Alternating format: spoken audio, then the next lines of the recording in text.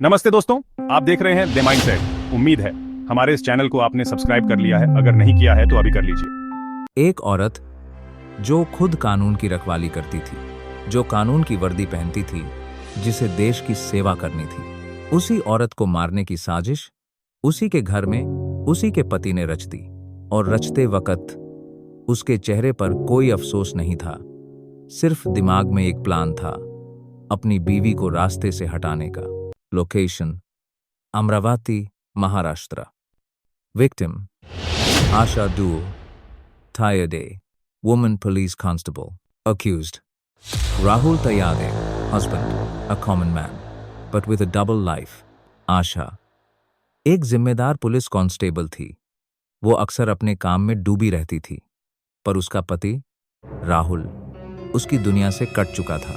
राहुल के किसी और औरत से संबंध थे और आशा अब उसकी जिंदगी से हटाई जाने वाली थी। ये डिसाइड हो चुका था, पर बात सिर्फ हत्या की नहीं है। बात है उस माइंडसेट की जो एक इंसान को हफ्तों तक प्लानिंग करने पर मजबूर करता है और फिर अपने ही बच्चों की मां को मार देने की हिम्मत देता है। साइकोलॉजिकली देखा जाए तो इस केस में जो सबसे डरावनी चीज है वो है राहुल का व्यवहार। उसने अपनी बीवी के रूटीन को ऑब्जर्व किया, उसके आने जाने का टाइम, सोने का टाइम और घर का नक्शा मेंटली प्लान किया, और फिर बाहर के लोगों को हायर किया उस औरत को मारने के लिए जिससे वो कभी प्यार करता था।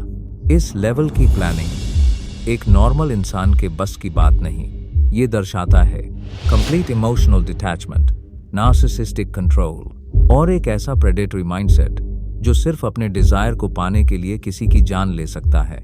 राहुल को ना गिल्ट था, ना डर, ना पछतावा, सिर्फ एक एजेंडा था, आशा को हटाओ और नई जिंदगी शुरू करो। राहुल का माइंडसेट एक कोवर्ट मैनिपुलेटर जैसा था। बाहर से नॉर्मल दिखना, घर के अंदर रिजेंटमेंट पालना, खुद को विक्टिम दिखाना और अंदर ही अंदर एक कोल्ड ब्लडेड किलर बन जाना।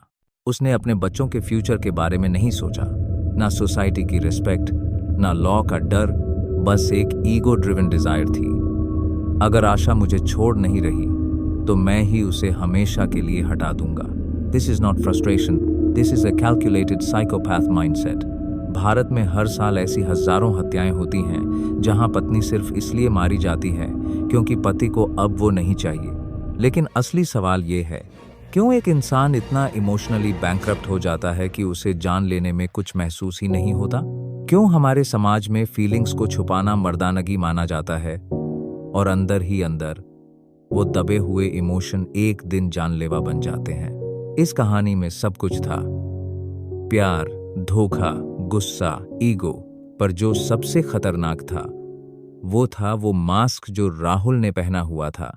अगर आप भी किसी टॉक्सिक रिलेशनशिप में हैं, अगर आपको भी किसी के बिहेवियर में अनयूजुअल कामनेस दिख रही है, तो सावधान रहिए, क्योंकि हर कातिल हथियार लेकर नहीं आता।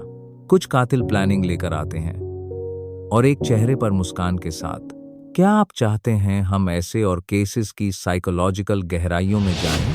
तो वीडियो को लाइक करें और नीचे कमेंट में बताइए, क्या आप भी कभी ऐसे इंसान से मिले हैं जिसके पीछे एक खतरनाक और धोखेबाज छुपा हो? सब्सक्राइब करें, क्योंकि यहां बात होती है मनोविज्ञान की, असली घटनाओं पर आधारित। The mindset, think rich, live smart, stay ahead.